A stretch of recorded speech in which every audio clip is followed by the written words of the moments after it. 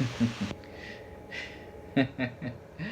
right, so women, I heard this question, where are all the good guys? And I only hear this question from women over 30.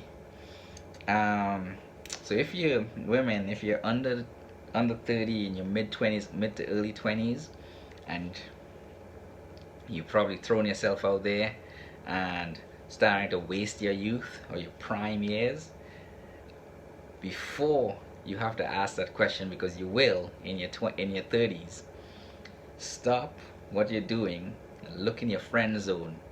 I guarantee you, all the good men are in there. They're young, and more importantly, they have not reached their their financial stride. They'll hit that in their 40s. You will see the good guys in here. They're the ones going to college. They're the ones working on a trade. They're the ones working on, getting job experience. Lifting themselves up. They might be a little boring, a little geeky, whatever it is. That's where the good guys are. You're gonna if you're seeing this video, I'm telling you now, if you ignore those guys and keep them in the friend zone, 10 years from now, when you're in your mid 30s, you'll be asking, where are all the good guys? Now, if you grow a brain now in your 20s or early 20s, and you look in your friend zone, you will see the good guy. More importantly, because you are at your peak sexual market value. And why I use that word, sexual market value, that's when you're most sexually appealing. When you're around 25, that's where you're at the best age to have kids. Between 21, 22, and 25, you're really at the best age to have children. As you get older, it can be tougher. Even though, if you're healthy and you stay fit and stuff, you can have kids till you're older. But in all reality, your best age for that is in your early to mid 20s. Now,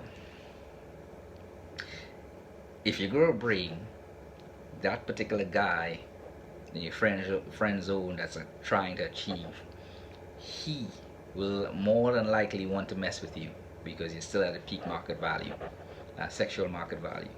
However, as time passes and you hit them the late 20s, early 30s, his value has gone up, your value has diminished. He's less likely to want to be with you, to marry you, have a family with you. He's less likely. It's not impossible, but he's less likely. Now, the older you get, late 20s, early 30s, late 30s, the more you would have to prove yourself. You will need to prove yourself to a man that you're worth him wasting his time and resources to be with you. You may not like to hear that. In short, you have to show what you bring to the table. Now, if you answer that question with something as dumb as saying you are the table, let me ask you it a different way. What do you bring to the relationship? And if you say you are the relationship, think about how stupid that sounds. Right? That's what a table represents, the relationship. It's one-sided when you say you are the table, or you're basically saying you are the relationship. When it takes two, maybe three, for more than one person for a relationship. So really think about that. When you will really need to prove yourself the older you get. The younger you are, you got a sexual market value. Men are sexually driven, as far as creating offspring and all that stuff, the legacy.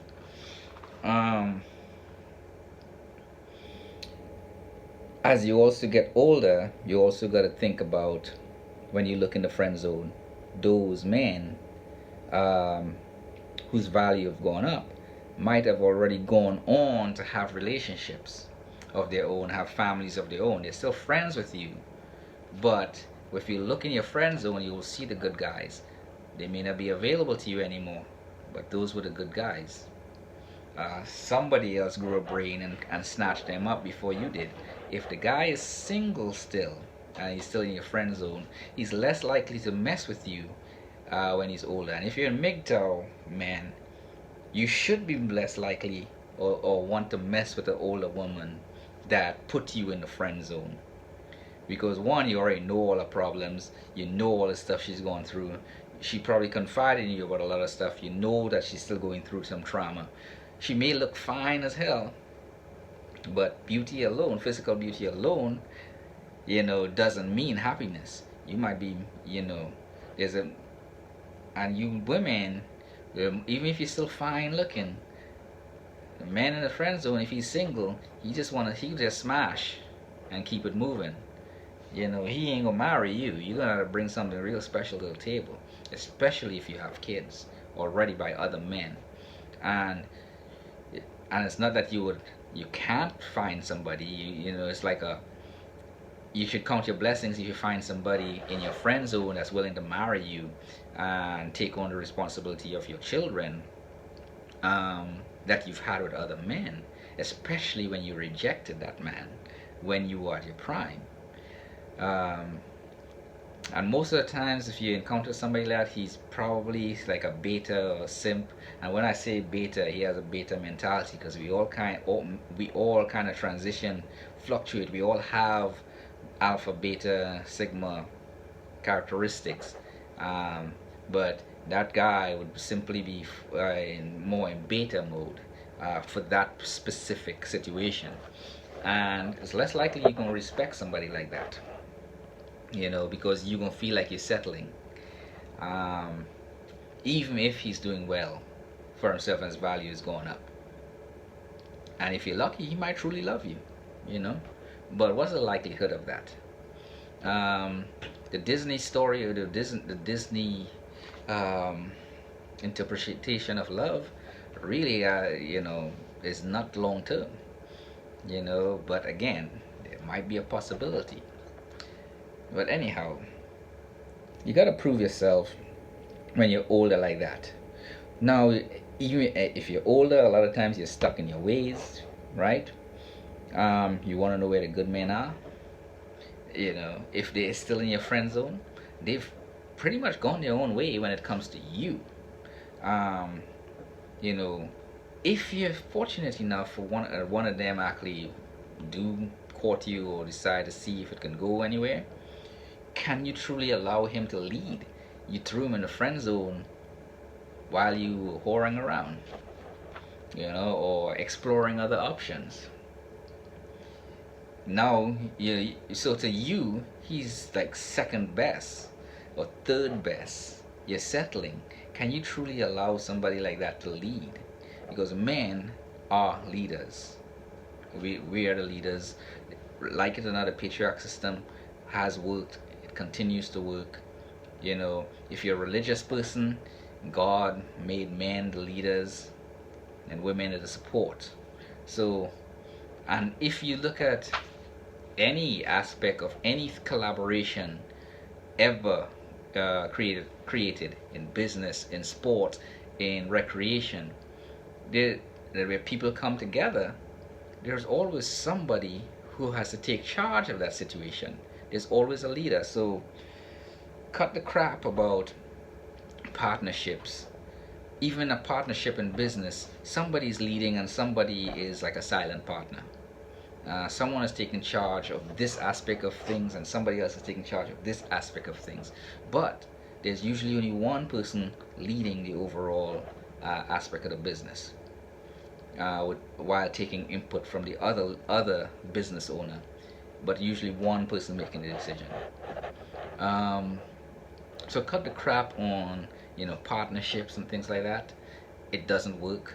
The problem that why that has come to be is that a lot of men nowadays, because they were raised by women, matriarch, they're feminized in a way in their behavior and their way of thinking. So women have become masculine in their way of thinking and want to lead. But you're not built that way genetically, you're not built that way biologically to lead. That's the man's role, to protect and provide, and you're the support. Um, if you have any question, ask it in the comment section down below. Like and subscribe. And a little bonus, um, exploitation, right? If you're older, you put this guy in the friend zone, and you now grew a brain, but you're older. To him, you're exploiting the situation. You've already used up your best years. All right, and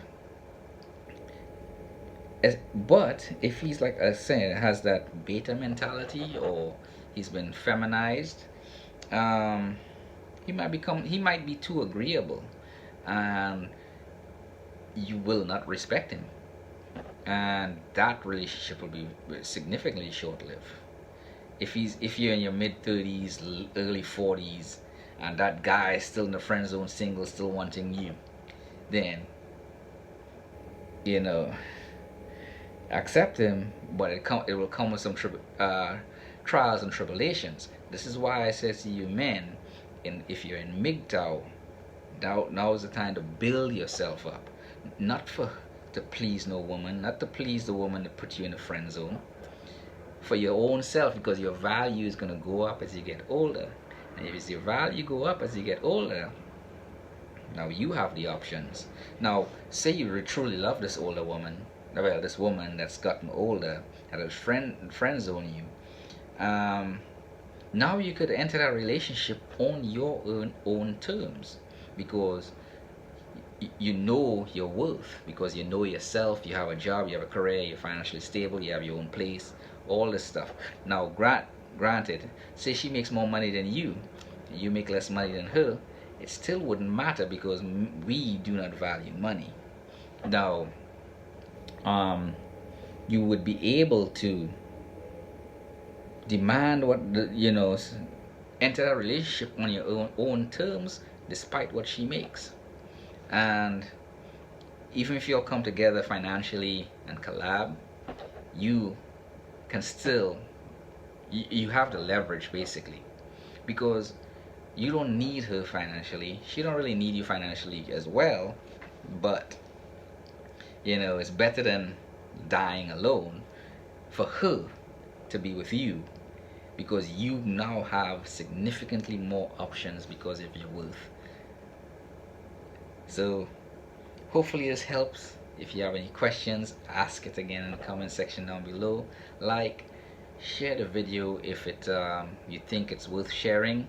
It might benefit you, some young man or some young woman somewhere, because MGTOW, even though it's about men going their own way, it should also be about teaching women to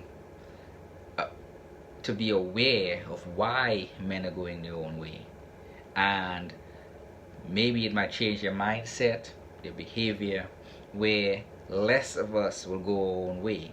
And if we do go our own way, right, less of us will be likely stay gone, or we can return to relationships with a different perspective. We would have this knowledge and understanding of MGTOW to better navigate relationships where it can be healthy and have significant longevity, and I guess happiness too. Y'all have a good day.